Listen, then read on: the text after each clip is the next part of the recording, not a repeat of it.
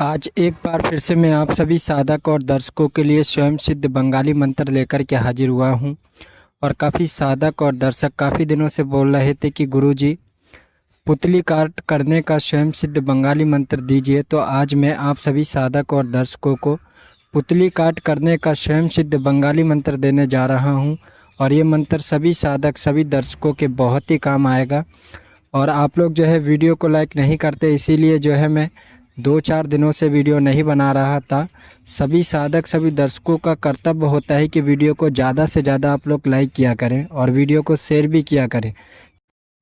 जब किसी टारगेट व्यक्ति के ऊपर पुतली क्रियाएं कर दी जाती हैं तो उस व्यक्ति को ये पीड़ाएं होती हैं, जैसे कभी जलन होना, कभी पूरे शरीर पर चुभन होना, जैसे कि कोई सुई भोंक रहा है। और वो व्यक्ति जो है डॉक्टरी इलाज भी बहुत कराता है, जांचें भी होती हैं, लेकिन जांचों में नॉर्मली सब कुछ दिखाते हैं। डॉक्टर कहता है सब कुछ नॉर्मल है। इस तरीके की पीड़ाएं होती हैं।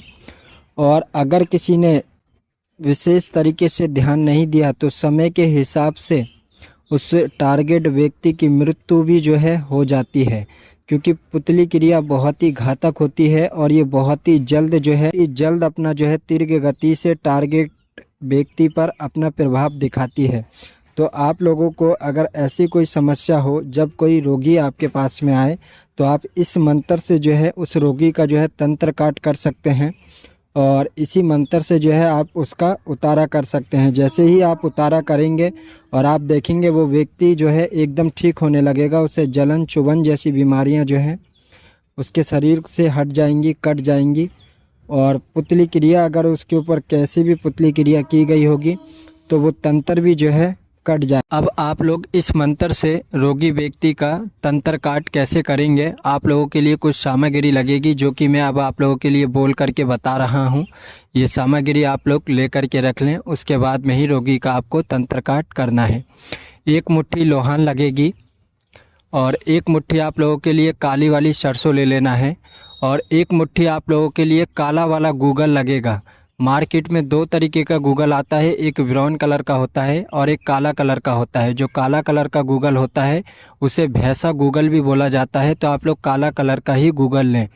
और इसमें आप लोगों के लिए 2 जायफल लगेंगे, 2 नींबू लगेंगे और 1 कच्चा अंडा लगेगा और 1 मुट्ठी लौंग लगेगी।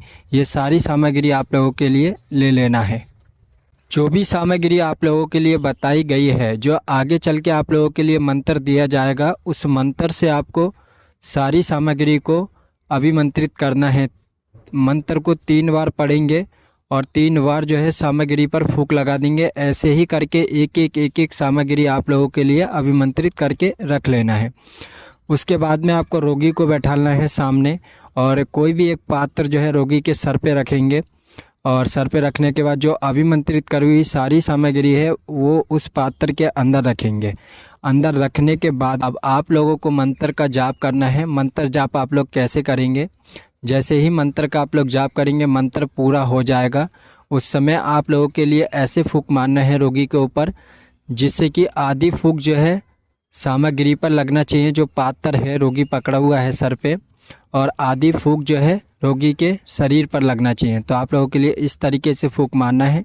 7 बार आपको मंत्र पढ़ना है और 7 फूंक लगा देना है। इसी तरीके से फूंक लगाने के बाद में आपको पात्र, जो सामग्री का पात्र है, उसे नीचे उतार करके आप लोगों के लिए रखना है। उस समय आपको उसमें से अंडा और नींबू को जो है निकाल लेना है। अंडा नींबू निकालने के बाद में आप लोगों के लिए जो सारी सामग्री है उसे जलाना है और उससे जो भी धुआं उठेगा उसे रोगी को सूंघने के लिए बोलना है। बोलने के बाद में उसमें से 1 नींबू जो है आप लोग काटेंगे, काट करके उसके बीच में से एक शुद्ध जल 1 गिलास में लेंगे, उसे निचोड़ करके रोगी को आप लोगों के लिए पिला देना है। पिलाने के बाद में जो अंडा बचा है, अंडे का आप लोग क्या करेंगे, अंडे को 7 बार रोगी के सर से उतार कर किसी चौराहे पे जा कर के आप लोग रखाएंगे और पीछे मुड़ के आप लोगों के लिए नहीं देखना है।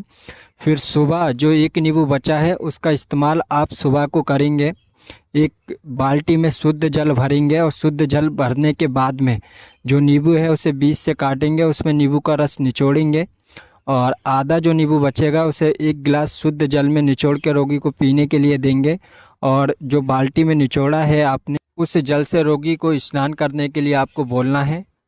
और आप देखेंगे कि ये काट करने के बाद में रोगी के ऊपर किसी भी तरीके का अगर पुतली तंत्र किया गया होगा या पुतली क्रिया की गई होगी, वो तत्काल में सारी क्रियाएं कट जाएंगी और रोगी के जो भी रोगी को समस्याएं या जो भी पीड़ाएं हो रही होंगी, जलन चुभन जैसी वो पीड़ाएं जो है तुरंत जो है ख़त्म हो जाएंगी।